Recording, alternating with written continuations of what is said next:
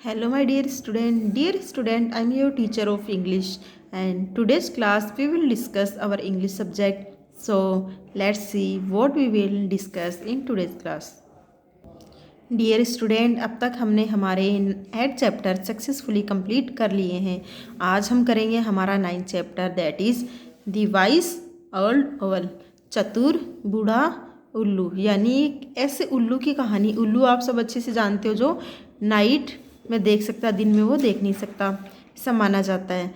तो ये एक ऐसे उल्लू की कहानी है जो क्या होता है, चतुर होता है लेकिन वृद्ध होता है, बूढ़ा होता है। तो बूढ़े उल्लू के बारे में ये पूरी स्टोरी है। तो देखिए आज स्टोरी में हम क्या पढ़ेंगे। देखिए, one day there was a fire in the forest. एक बार क्या होता है, एक दिन जंगल में आग लग जाती है। All the birds and animals left that part of the forest. और जितने भी पशु पक्षी उस जंगल में थे, वो सारे पशु पक्षी उस जंगल को छोड़ के चले जाते हैं। क्यों? क्योंकि वहाँ आग लग जाती है। But now they had to build new house. लेकिन अब उन पक्षियों को नया घर बनाना है। क्यों? क्योंकि उनका जो घर था, जो जंगल के बीच में था, वो तो आग में जल चुका था। अब उनको एक नया घर बनाना है। The young vowels built their homes high up in the trees. जो नौजवान उल्लू थे, उन्होंने क्या किया, उन्होंने अपना घर पेड़ों की काफ़ी ऊंचाई पे बनाए। काफ़ी पेड़ों की जो ऊंचाई होती है, हाइट पे उन्होंने अपने घर बनाए। From there they could look down and find food. ऊंचाई पे क्यों बनाए? ताकि वो देख सके। ऊंचाई पे है तो वो काफ़ी दूर तक देख सकते हैं और अपने लिए भोजन ढूंढ सकते हैं। देखिए, they build their homes in the middle of the forest. और उन्होंने क्या किया, पेड़ों की काफ़ी ऊंचाई पे तो अपने घर बनाए ही, लेकिन जो घर बनाए, जो पेड़ थे, वो कहाँ थे?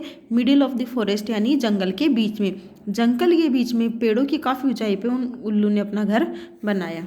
There was plenty of food there. जहाँ अच्छी खासी मात्रा में उनके लिए भोजन हो। The wise old owl build his house next to a lake. लेकिन जो चतुर बूढ़ा उल्लू था, उसने अपना घर एक झील के पास बनाया, यानी पानी के आसपास अपना घर बनाया। He had not forgotten about the fire. क्यों? क्योंकि वह उस आग के बारे में भूला नहीं था, जो आग जंगल में लगी थी। आगे देखिए, the young owl said to the wise old owl, you will not find much food here। लेकिन जो यंग ओवल था, यानी कि जो जवान उल्लू थे, जिन्होंने अपने घर बनाए थे कहाँ? जंगल के बीच में और पेड़ों की ऊंचाई पे, उन्होंने उस बूढ़े उल्लू से कहा कि आपने यहाँ घर तो बनाया है, लेकिन यहाँ आपको काफ़ी मात्रा में भोजन नहीं मिलेगा, यानी आपको सफिशियंट पर्याप्त मात्रा में फूड नहीं मिलेगा। You need to make your home in the middle of the forest. और आपको अपना घर जंगल के बीच में बनाने की ज़रूरत है। The wise old Oval replied, I can eat only if I live. उस चतुर बूढ़े उल्लू ने क्या जवाब दिया? उसने कहा कि मुझे उतने ही भोजन की ज़रूरत है जिससे मैं ज़िंदा रह सकता हूँ। जितना भोजन मुझे चाहिए ज़िंदा रहने के लिए, उतना भोजन तो यहाँ मैं प्राप्त कर सकता हूँ। आगे देखिए, the young owls did not understand. लेकिन जो यंग ओवल्स थे, वो नहीं समझ पाए। बूढ़े ओवल ने जो कहा था कि मुझे यहाँ उतना भोजन मिल जाएगा जिससे मैं ज़िंदा रह सकूँ, तो वह इस बात को नहीं समझ पाए। After a few days the wind changes its direction. और कुछ दिनों के बाद में हवा ने अपना रुख बदला, अपनी दिशा बदली। The wind now blow near the homes of the young vowels. और अब the wind now blow near the homes of the young vowels. अब हवा जो थी, वो जो जवान उल्लू थे, उनके घरों के आसपास तेजी से चलने लग गई। The fire spread to the forest. और अब आग जो थी, वो पूरे जंगल में फैल चुकी थी, यानी पूरे जंगलों में पेड़ों तक पहुंच चुकी थी। People came from the nearby villages to put it out. और आसपास के जो लोग थे, गाँव में जो लोग थे, उस जंगल के आसपास जो लोग थे गाँव में, वो लोग भाग के आए और उस आग पे काबू पाने की कोशिश करी।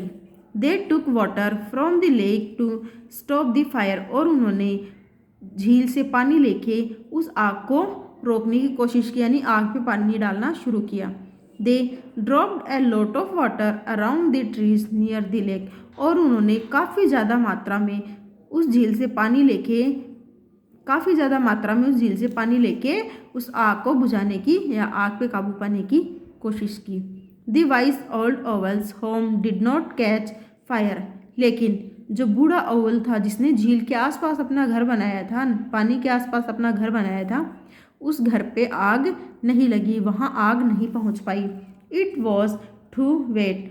लेकिन वो काफ़ी ज़्यादा गीला हो चुका था, लेकिन फिर भी उसमें आग नहीं लगी। The young owls had to fly away again. और जो नौजवान उल्लू थे उनको अब वहाँ से वापस उड़ जाना पड़ा, क्योंकि उनके घरों में आग लग गई थी और वो नष्ट हो गए थे। They had to find new homes. अब उनको क्या करना था, अब उनको नए घरों को खोजना था, उनको नए घर बनाने थे। The young vowels wanted food. अब जो नौजवान उल्लू थे उनको किसकी ज़रूरत थी, भोजन की। The wise old owl wanted to be safe. और जो बूढ़ा उल्लू था उसको क्या था, उसको तो अब सेफ था, वो तो क्या था, सेफ था, क्योंकि उसका घर जो था वो पानी के आसपास था और पानी के आसपास तो आग नहीं थी। The wise old vowels home was safe. और जो बूढ़ा चतुर उल्लू था उसका घर क्या था, सुरक्षित था। It was just a bit wet. ये तो बल्कि हालांकि कुछ हल्का सा गीला हुआ था, नष्ट नहीं हुआ था। तो यहाँ हमने आज ये चैप्टर पढ़ लिया अच्छे से। और अभी देखेंगे हम इसकी स्पेलिंग्स। फॉरेस्ट का मीन क्या होता है, जंगल। यंग मीन्स जवान या नौजवान लिख सकते हैं। मिडल मीन्स इन बिटवीन, मतलब बीच में या मध्य में। प्लेंटी का मीन होता है पर्याप्त मात्रा में। वाइस का मीन होता है चतुर। रिप्लाइड मतलब उत्तर देना।